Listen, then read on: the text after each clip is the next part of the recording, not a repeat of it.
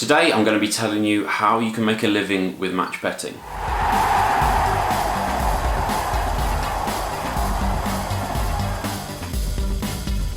Okay, so a lot of people, when they first get into match betting or when they first hear of it, they want to know how it's possible to earn a decent amount each month. They want to know how people are making these 4 or even 5-figure incomes each month from match betting, and they want to know how they can do it too. It's so common when people first get into match betting that they say, "Oh, I've made £400 in my first month," or I've made £1,000 in my first 2 months. How do I make £1,000 a month that people claim to be making? How do I make £2,000 a month that people claim to be making? I just don't see how it's done. Well, in this video, I'm going to tell you exactly how you can make a living with match betting. The first thing that you're going to want to have in place if you're looking to make a living with this is your bankroll. This is really important because you just can't make a consistent, guaranteed income if you don't have that bankroll to rely on. Now obviously it's risk-free, you can't ever lose the money that you're putting in unless you make some massive monumental fuck up. But you need that bankroll because there's going to be times when you win all of your money into a bookmaker account, or you win a large portion of your money into an exchange, and you need to perhaps wait a day or two, especially if you're not using PayPal or Skrill. You might even have to wait 3 or 5 days for money to hit your bank before you can then redeposit it again. If you're looking to make a living doing this, there's no way you can afford to wait that long, too many times a month or a year. So if you've got a decent bankroll in place, you need at least £5,000, I would say, probably a bit more. If you have that £5,000 figure, you're going to be able to complete multiple offers on multiple sites any day of the week. You're going to be able to increase your stake a bit, which I'll talk about in a little while. And you're going to be able to keep that money constantly flowing in. It might only be £3 an offer, it might be £7, £10, £20, whatever. You've got enough to constantly keep that money coming in.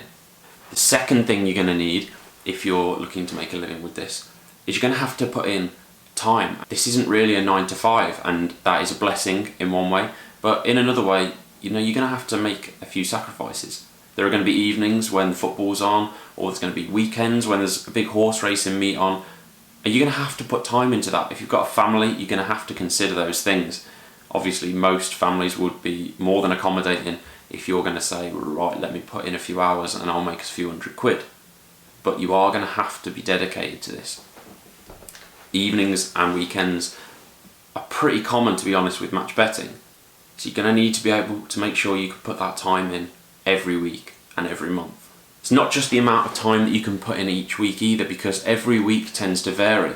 I just mentioned big horse racing festivals. These don't come along every week. They're once a month at most. Even the biggest ones, you've got the Gold Cup and you've got the Grand National, you've got Goodwood.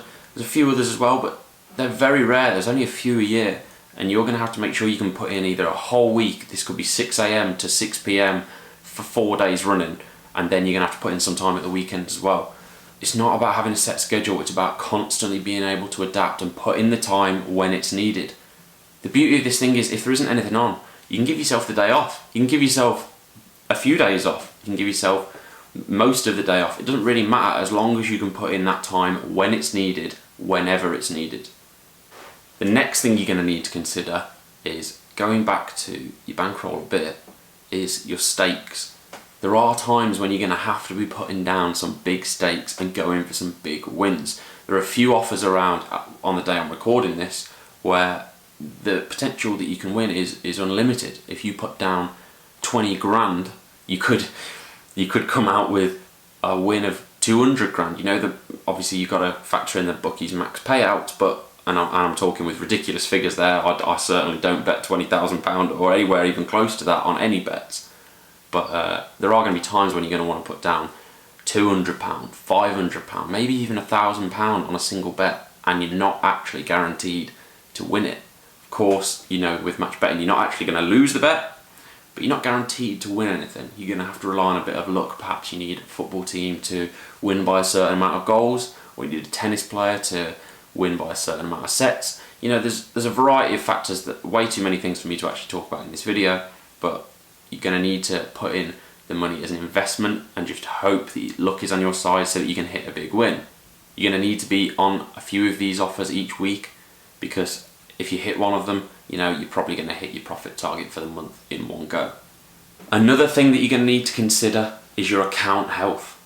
If you're doing this every single day of the week, 5 days a week, 7 days a week, you're going to get gubbed pretty quickly, especially if you're trying to make a living doing it.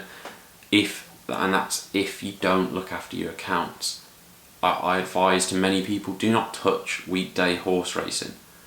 But it's not just as simple as this. You need to make sure you're giving value back to the bookie. I'm not going to talk in too much detail about mug betting or about being gubbed. I've got other videos. I'll pop a link to one of the videos in the description of this. Look after your accounts. Make sure you can rely on the income from all of your accounts. Don't just sell an account off stupidly, just taking an arb that you don't need to take. You don't need £10 profits today when you could make £100 next month if you keep that account intact. Keep your accounts in good condition and you can rely on them as a consistent earner. Even if the bookmaker isn't particularly good at the moment, you never know when they're going to run a promotion. I think William Hill, for me, they were one of the best bookmakers for this when I started, and then they went crap for a long time, and now when I'm recording this, they're quite good again. So there's peaks and troughs with this. You need to keep your bookmakers in good condition. Another thing you're going to want to consider is how much money you're putting into casino offers. You don't just want to rely 100% on sports if you can. It goes without saying that you should be doing the risk-free casino offers at all times, even if there's 35 times wagering or 40 times wagering or 50 times wagering. If it's risk-free, do the offer. Do it on big spins. Don't go for 20p spins or 50p spins or anything crap like that if it's risk-free. Put it on £2, £3, £5 spins, as long as it's within the bookmaker's max spin term and condition. Go for it. There's no point in trying to grind out a win. It's going to take you hours on end, and most of the time you're going to bust. You might as well get it over and done with within 2 minutes. Bust, bust, bust. Every time, just bust. And once in a while you're going to hit a massive win. And by massive, I'm talking 4 figures, maybe even 5 figures. So it's well worth just doing these offers and busting. But you are going to want to consider putting some money into some of the higher risk casino offers as well. Obviously, if you're relying on this for an income, you're going to have to set yourself a max loss for the month. This could be £300 or £500 or whatever. Do it as a percent of your bankroll. If you have a £5,000 bankroll, you don't want to be losing £500 in a month.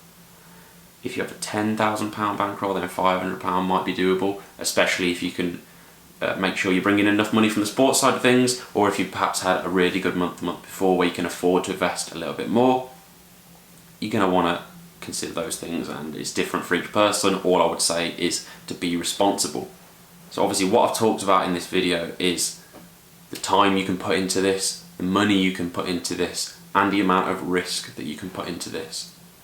There's going to be loads of different techniques that you can learn for match betting, accumulators, extra places for the golf, for the horses, there's darts refunds, snooker refunds, all kinds of sports that you're probably not betting on at the moment, casino as well. You need to diversify, put the time in, put the money in, and keep those accounts in good health. If you think this has helped you in any way, then please hit like. If you think I've not covered something, or if you've still got any questions, then make sure you drop them in the comments below. And hit subscribe if you're interested in regular match betting videos. Thank you very much for watching.